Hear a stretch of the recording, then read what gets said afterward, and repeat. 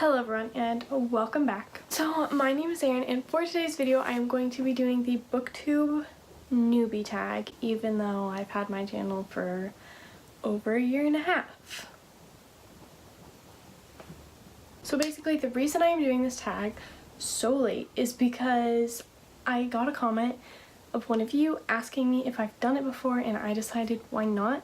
I just started posting like really frequently and really regularly on this channel, so I may as well. That's pretty much the whole reason I'm doing it so late. I think I would like to do the Not a Booktube Newbie tag in a few months, if that's something that you're interested in. If you guys think it was stupid of me to do this, then let me know. But here we are. So basically the Booktube Newbie tag is just a list of 10 questions that I'm going to be answering, explaining why I started this channel, among a multitude of other different things. So let's get started. The first question is, why did you start this channel? And I started this channel a long time ago, so I don't really remember. But the reason I guess that I've kept it and I'm now uploading more consistently is because I love to read, and this motivates me to read, and I love being able to interact with a community that loves to read as much as I do, and I can choose to interact with certain people that have like the same interests as me with books, and I just think it's really cool.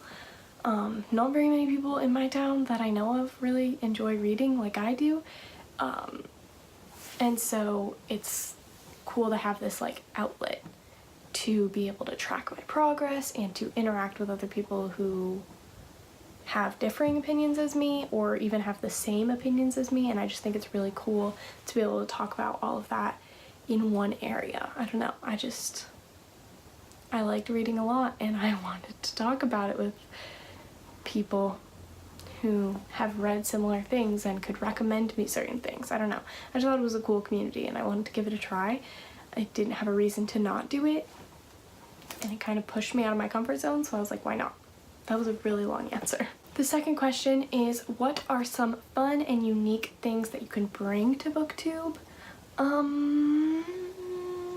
Okay, my apologies. My dog moved my camera and so it fell a little bit, so now it's a different angle, but it still works. It's fine. The fun and unique ideas that I do have, I want to keep as a surprise for you guys, and also so that I don't feel pressure to do them right away because I want to take my time with them. I don't have a ton of them, but I think like the fun and unique thing that every person brings to Booktube is their personality and their different ideas. So that's kind of a cop-out answer, but I think that's what everyone brings to Booktube, and that's why Booktube is so special, because everyone has so many different ideas and opinions about certain things, and everything is done a different way for everyone, and I just think that's really cool. The one unique video that I have posted that you guys really enjoyed was my guide to Booktube video, just kind of explaining some different terms that are frequently used on Booktube that can be kind of confusing when you're just getting into it, because I was super confused, and you guys really enjoyed that, and I haven't seen tons of those videos, but I have seen a couple of them. But that is like the one that's out there now. I don't know if that counts. 3, what are you most excited about for this new channel? I'm definitely excited to interact with all of you. Like, that is something that every time I get a comment, it like makes my day, because it's just so special to interact with someone literally from anywhere that I have no idea who they are, but like we get to talk, and like it feels like they might know me, and I feel like maybe I don't know them, but they are talking to me, and I don't know, I just think it's so special. So definitely the comments, those seriously make my day. I love them so much, so that's definitely like my favorite thing. Question 4 is, why do you love reading? I love reading because it's an escape. I'm pretty sure that's why a lot of people love reading. It also gives me like new perspectives to look at. I try to be a very empathetic person, and I mean, talking to people, yeah, that'll get you to a decent point, but like I think reading from different perspectives and trying to understand all of those is like a whole new level, and that's something that I really love. I think that's a really cool thing that reading can do, to get inside somebody else's head. I don't know. that's something that's really cool though. Question 5 is, what book or series got you into reading? I have been into reading literally my whole life, but there was a pretty big break that I took. I still read, but not nearly as much as I used to, and so the book that kind of got me back into reading when I was in high school was I'll Give You the Sun by Jandy Nelson. I went to my local bookstore and I was like, I like a book with like romance. I went into my local bookstore and said, I like romantic plots. What can you give to me? And the girl who was working there recommended this to me, and I loved this book. It is seriously one of my favorite books of all time. I really need to reread it. This cover is super reflective. I'm sorry. But yeah, this book for sure got me back into reading. Question 6 is, what questions would you ask your favorite booktubers? And I don't know. I feel like if I have questions, I comment them on their videos. So some of my favorite booktubers are Murphy Napier. I love Brittany the Bibliophile. I love Chloe from Books with Chloe. I love Emma Books, Read by Zoe, Hannah from A Clockwork Reader. I think the only real question that I have is something that I'm like scared to, and it's like advice, and it's, how do you reach out to publishers to send you ARCs? Because there are definitely ARCs that I would love to receive, but I don't know how to format that email. Oh, another booktuber that I love is Books and Lala. But that's like my only question. But like, other than that, if I have a question either about their videos or about books or something like that, then I'll just comment it on their videos, and either someone else who has been following them for a really long time will answer it, which is so cool, and then, or like they will answer it, and that's pretty much it. Question 7 is, what challenges do you think starting a booktube channel will present and be the hardest to overcome? So far, something that's been hard is like motivation sometimes, because I feel like I'm not doing unique enough videos, but I've tried to like just push past that, and if I have an idea, awesome, but if I don't, there are other videos that I could do and I don't have to feel bad about it, or I can just not post one, because I like to post every 3 to 5 days. Sometimes it's a week if I get really busy. That's another one, is just like trying to manage my time, but now that I'm in college I have a little bit more time in my schedule to do that. And then the other one is just like people finding it is sometimes something that I'm worried about, but I'm doing something that I love, and it might not be what they love, but they don't have to, like, I don't have to talk to them about it if I don't want to. Question 8 is, when did you start reading? And I think it was in preschool.